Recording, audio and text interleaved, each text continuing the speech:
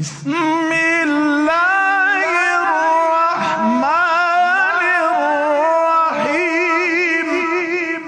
بسم اللہ الرحمن الرحیم۔ السلام علیکم ورحمۃ اللہ وبرکاتہ۔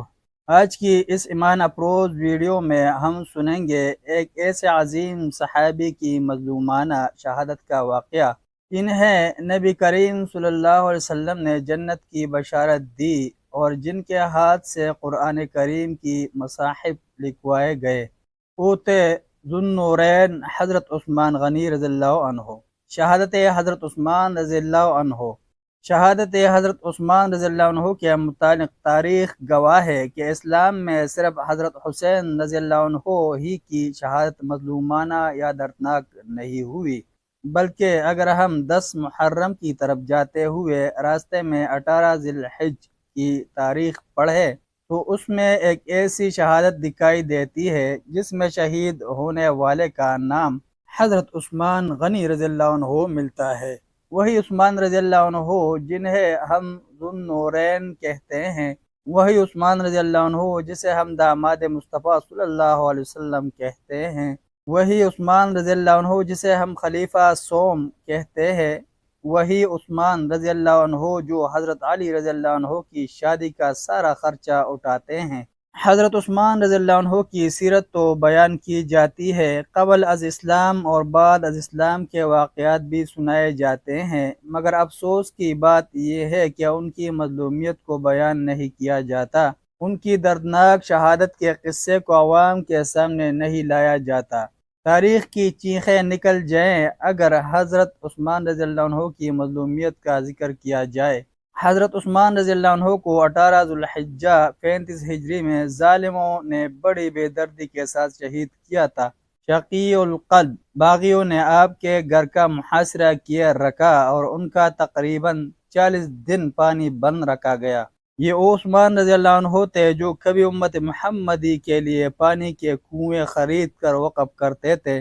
وہی عثمان رضی اللہ عنہ جب قید میں پیاس کی شدت سے نڈال ہوئے تو انہوں نے آواز لگائی، کوئی ہے جو مجھے پانی پلائے۔ حضرت علی رضی اللہ عنہ کو پتہ چلا تو مشکیزہ لے کر عثمان رضی اللہ عنہ کا ساقی بن کر پانی پلانے آ رہے تھے۔ آج کربلا میں حضرت علی اصغر رحمہ اللہ پر برسنے والے بے بنیاد تیروں کا ذکر تو ہوتا ہے، لیکن حضرت علی رضی اللہ عنہ کے مشکیزہ پر برسنے والے تیروں کا ذکر کیوں نہیں کیا جاتا؟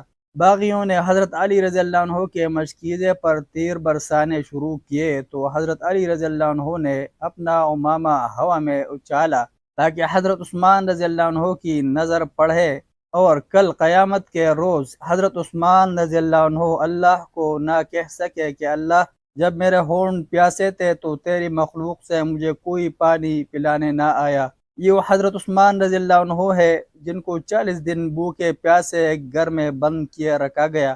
وہ عثمان رضی اللہ عنہ کسی سے ملاقات نہیں کر سکتے۔ یہ وہی داماد رسول صلی اللہ علیہ وسلم تھے جن کی مجلس میں بیٹھنے کے لیے صحابہ کرام رضی اللہ عنہم جوق در جوق آیا کرتے تھے۔ عثمان رضی اللہ عنہ، میرے بس کی بات نہیں کہ میں تیری شہادت کو بیان کروں، یوں لگتا ہے جیسے دل پھٹ جائے گا۔ 18 ذی الحج محرم سے پہلے 35 ہجری کو آپ صلی اللہ علیہ وسلم کی 2 بیٹیوں کے شوہر حضرت عثمان غنی رضی اللہ عنہ کو ٹھوکریں ماری جا رہی تھی جبکہ آپ روزے کی حالت میں تھے۔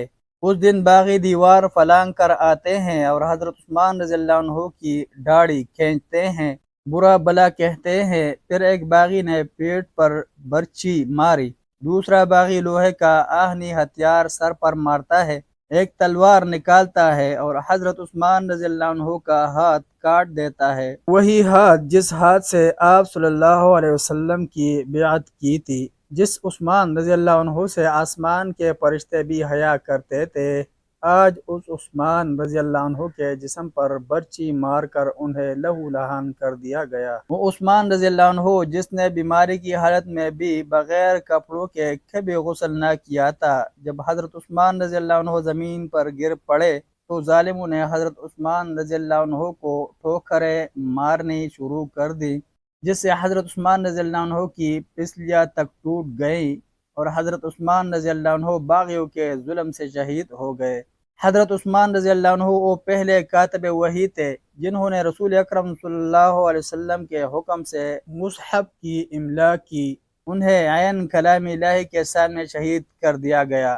ہاتھ کٹنے کے بعد بننے والے خون کے چینٹے اس مصحف پر پڑے جس کی آپ تلاوت فرما رہے تھے۔ یوں قرآن کریم بھی حضرت عثمان رضی اللہ عنہ کی شہادت کا گواہ بن گیا۔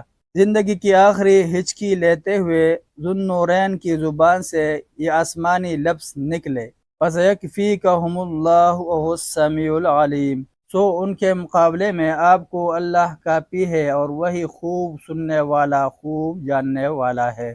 جب خارجی آپ کو قتل کرنے کے لیے آپ کے گھر میں داخل ہوئے تو آپ نے انہیں دیکھتے ہی فرمایا، میں دیکھتا ہوں کہ موت کسی طاقتور کو نہیں چھوڑتی۔ اس نے قوم عاد کے لیے شہروں میں کوئی جائے پناہ نہیں چھوڑی، نہ کوئی چراگاہ باقی رکھی۔ موت قلعہ بند لوگوں پر بھی رحم نہیں کرتی، حالانکہ وہ قلعہ بند ہوتے ہیں۔ موت وہ چیز ہے جو بلند و بالا پہاڑوں کی چوٹیاں پھلانگ کر بھی آد بوجھتی ہے۔ بدبخت ہے وہ لوگ جو ان کو برا بلا کہتے ہیں، ان کے دل ایمان سے خالی ہے۔ انہی کے متعلق شاعر نے کیا خوب کہا ہے، خالی ہے تیرا دل ادب و شرم و حیا سے، نادان تجھے کیوں بغض ہے ارباب وفا سے۔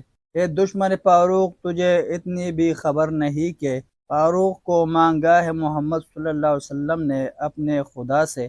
یہی وہ لوگ ہیں جن کے متعلق علامہ اقبال نے کہا تھا، انہیں نہ عشق حسین نہ ذوق شہادت، غافل سمجھ بیٹھے ہیں ماتم کو ہی عبادت۔ ملتے ہیں ایک نئے ایپیسوڈ کے ساتھ۔ جزاکم اللہ خیرہ۔ السلام علیکم ورحمۃ اللہ وبرکاتہ۔